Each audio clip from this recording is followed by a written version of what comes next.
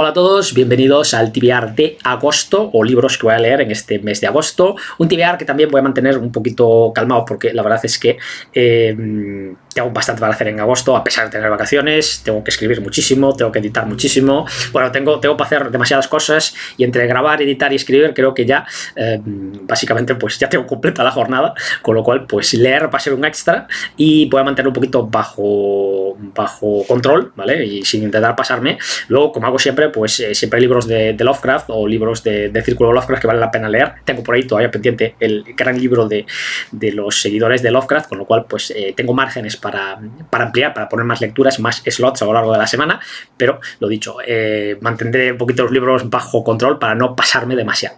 Y vamos allá con el primero de los libros de este mes, que va a ser El misterio del lobo blanco de Michael Moorcock. Una saga, bueno, la saga de Rick de Melniboné, que me está haciendo mucha gracia, ¿no? Porque el primero de los libros, la verdad es que no me emocionó demasiado. Leí en segundo lugar La fortaleza de la perla, que tampoco me gustó demasiado, y la gente se enfadó muchísimo, ¿no? Porque parece ser que cuando lees amor te tiene que gustar sí o sí, ¿no? Me hizo mucha gracia porque la verdad es que la tercera parte, El marinero de los mares del destino, pues me gustó bastante. Hay un cambio de registro muy evidente, empieza a haber ya un multiverso tangible, vemos una serie de Elrics de Melniboné, que intentan escapar a su destino de alguna manera, pero acaban abocados a él. Y por supuesto, pues se ve la maldición de la espada negra en todo su esplendor y pues la maldición de los señores del caos, que al fin y al cabo Elric es un señor del caos, con lo cual pues vemos también ese tipo de cosas, ¿no? Y El misterio del lobo blanco, pues vamos a ver qué tal. Me leí la presentación inicial, tiene antes del primer capítulo, tiene una especie de presentación en el cual es muy gracioso porque te habla de una casa que está al borde del caos y vemos como un héroe llega a la casa, un héroe que le ha permitido a la reina mantener el reino durante mucho tiempo y expandir su reino, y básicamente se expande de tal manera que cuando ellos se van hacia el caos forma lo que ellos creen que van a encontrar allí, de manera pues que se forma un reino que pueden conquistar, y esto es un poquito la idea, ¿no?, que sigue, ¿no?, esa idea de orden y caos bastante curiosa, que bueno, vamos a ver ahora cómo meten al Rick por ahí por medio, ¿no? Pero entiendo que pues se meterá en esta especie de sitio poco real, ¿no?, o poco realista, o de alguna manera bastante mutable. Muy curioso, la verdad, me pareció interesante. Me moló como la guardiana del sitio decía, vaya, qué bien, que se ha marchado solo por la idea de conquistar nuevas tierras y no hizo falta seducirlo, lo cual me hizo mucha gracia. Pero bueno, veremos qué es lo que hace el Rick de Melniboné, porque la verdad es que en un ambiente así puede ser bastante curioso. Y lo dicho, después de Marinero de los Mares del Destino, como digo, este multiverso y ese caos empieza a ser, como digo, muy tangible, y me mola mucho esa idea, porque al final sí que es una idea novedosa. Creo que la ha tratado de una forma no solo original para su tiempo, sino que es mejor que todas las formas de las que se han tratado después, de manera que, bueno, pues la verdad es que aquí tiene un pick bastante importante el bueno de Moorcock, y también hay que reconocérselo, ¿no? Y la verdad es que estoy muy contento porque al final, si la saga empezó un poquito a baja velocidad, pues ahora ha arrancado y vamos a tope con el resto de sus libros. El segundo de los libros es El laberinto mágico de Philip Joseph Farmer. Probablemente sea el próximo que lea, ¿vale? Porque el tercero, El oscuro designio, terminó bien, o sea, se cerró de una manera correcta, pero digamos que me quedé con muchas dudas, como creo que se quedarán todos los lectores al leerlo, y la verdad es que esta saga del mundo del río está siendo una sorpresa. Primero porque no tiene adaptaciones de televisión o cine recientes, ¿vale? No sé si hicieron algo en los 90 o así, pero a día de hoy no tienen ninguna serie de ese estilo, y bueno, la verdad es que es una oportunidad bastante curiosa. Yo me lo plantearía si fuera de Netflix o de HBO, ¿no? Porque creo que puede ser bastante interesante. Y la verdad es que, aunque termina correctamente en la parte anterior, la tercera parte, en esta parte, digamos que deja cosas en el aire. De manera que, bueno, pues es importante continuar para saber qué puñetas, cómo se cierra esta idea en general. Decir una cosa muy curiosa, la saga tiene un quinto libro que es Dioses del mundo del río, que se escribió años después de que se escribiera El laberinto mágico. En teoría, El laberinto mágico era una finalización de la serie del mundo del río, donde algunos, según cuenta la propia contraportada, ¿vale?, donde algunos de los misterios se resolvían y otros no.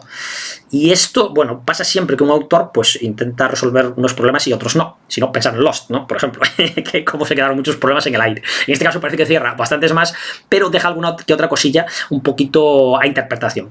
Y para eso escribió después Dioses del mundo del río, para decir, bueno, vamos a cerrarlo todo, o la mayor parte de las cosas que quedaron en el aire y que me reclamaron, ¿no? Que alguien dijo, esto no quedó claro, pues mira, me lo escribo y ya está, ¿no? Pasa un poco como Frank Herbert y la saga de Dune, ¿no? Que fue escribiendo la saga poco a poco. En principio escribió los 3 primeros libros y después los 3 siguientes los fue escribiendo poco a poco según iba teniendo demanda, ¿no? Y iba pues, resolviendo los diferentes problemas que ya había planteado. Pues aquí pasa un poquito igual. Como resumen rápido del mundo del río, es un mundo artificial donde resucita gran parte de la humanidad, desde neandertales hasta Richard Barton o el Barón Rojo o Samuel Clemens, que es el nombre real de Mark Twain, o Ulises, o bueno, pues todos estos personajes que podemos encontrar históricos y que pues nos vamos a llevar sorpresas. Tom Mix es otro de los personajes, un vaquero de la tele, que en su momento fue famoso y tal.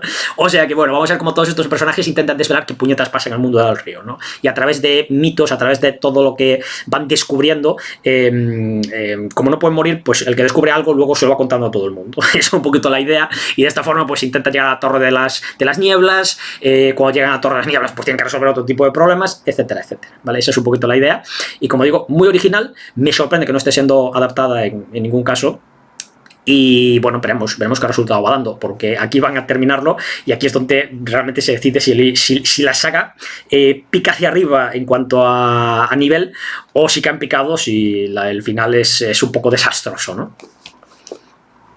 Tercero de los libros, Los Señores de la Estepa, en este caso de David Cook. David Cook, sí, ya tenía un poquito de dudas, ¿vale? Con el nombre.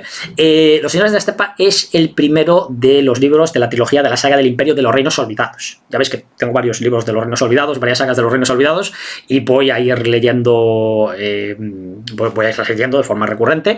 Terminé la trilogía de Moonshine, que tengo pendiente hacer lo de contar la saga de los libros o con spoilers, ¿vale? Explicar cómo es toda la historia en general, para también, digamos, plasmar los Reinos Olvidados de una manera muy, muy clara. A ver si gusta o no gusta el vídeo. Bueno, esto veremos. También en principio de la saga del Mundo del Río sería interesante hacer algo parecido, pero bueno, como digo, veremos la recepción que tienen los vídeos. Y en este caso tenemos pues el principio de la saga del Imperio. La idea que yo veo general así de inicio es que va a ser una especie de Gengis Khan, ¿vale? Es decir, va a haber una especie de Khan que va a juntar un montón de tropas y que va a lanzarse a arrasar todos los sitios por todos los lares. En este caso, en Los Señores de la Estepa se habla en la contraportada de un agujero en la muralla del dragón, una especie de gran muralla, ¿vale?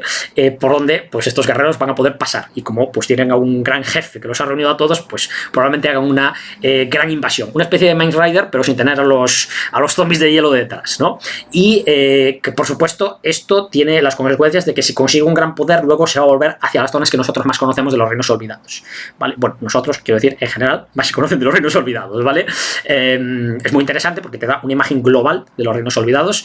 Es curioso porque al final te da como una idea de que están con esta saga rondando los Reinos Olvidados. Primero la de Moonshine en un extremo, ahora la de Los Señores de la Estepa en otro extremo. Están como escapando un poco de las ciudades principales para dejar margen a la ambientación, pero me parece que en este caso, por lo menos en el tercer libro, va a haber invasión, o al menos es la sensación que da, de manera que, bueno, pues veremos qué es lo que va pasando, y veremos qué ciudades importantes vamos a ver pues bajo asedio, ¿no?, de estos buenos hombres, o qué ciudades van cayendo, ¿no?, por el camino. En cualquier caso, pues creo que solo como trasfondo de los Reinos Olvidados ya me parecen muy interesantes los libros, así que bueno, hay que aprovechar, contároslo a vosotros, y si os gusta, pues lo dicho, contaros la historia con spoilers y todo para que la disfrutéis vosotros también.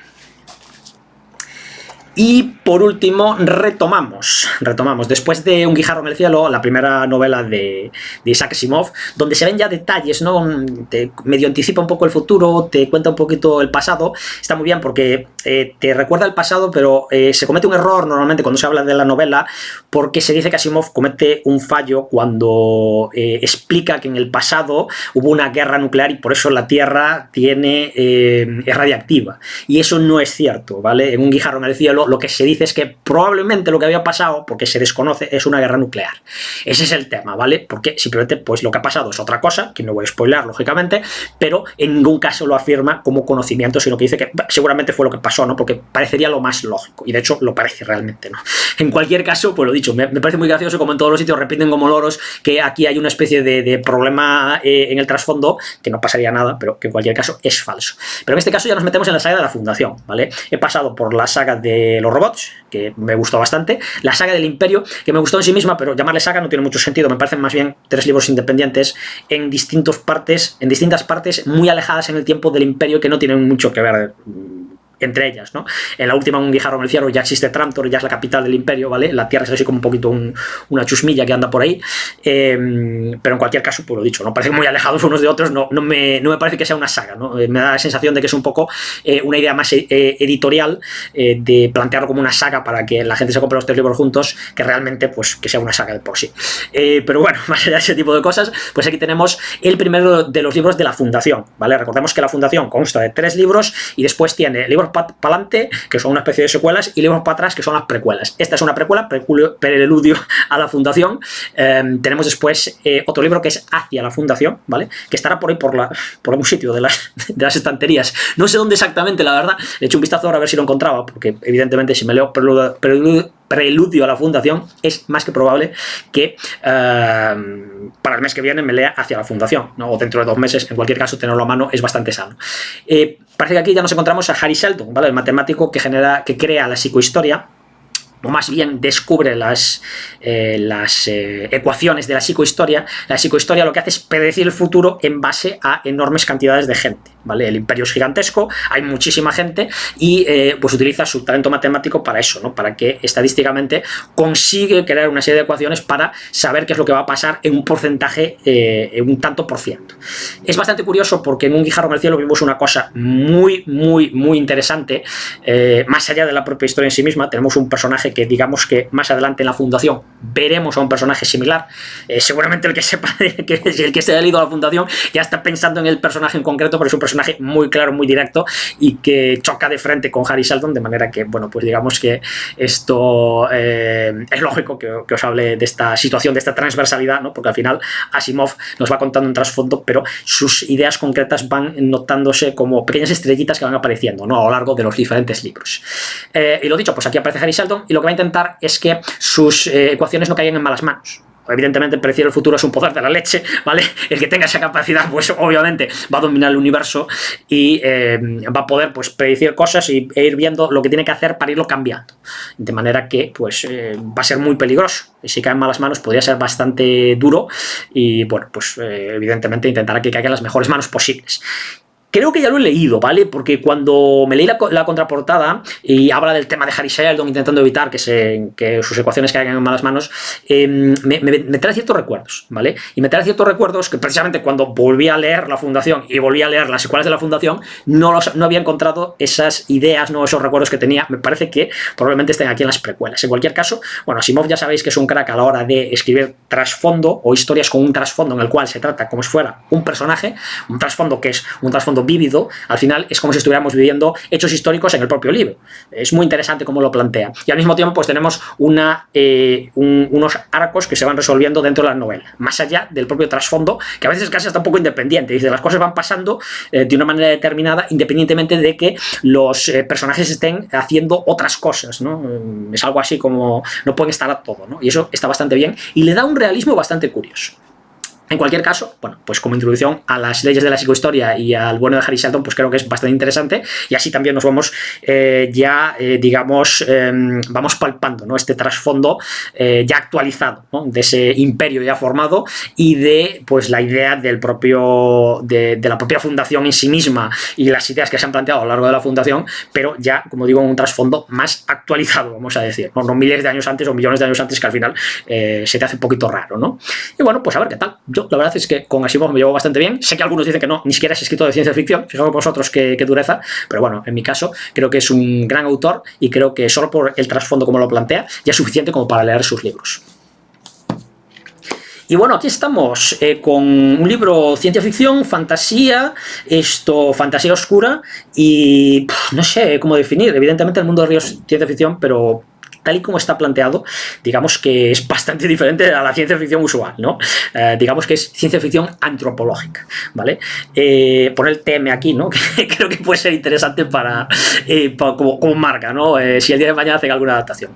Y bueno, chicos, pues nada más. Si habéis llegado hasta aquí, ya sabéis, darle al botoncito, darle al chisme para arriba, dejar un like, dejar un comentario si os apetece, si os parece alguno de estos libros interesantes, si queréis que lea algún libro en concreto, alguna saga de ciencia ficción o de fantasía, comentarlo, por supuesto.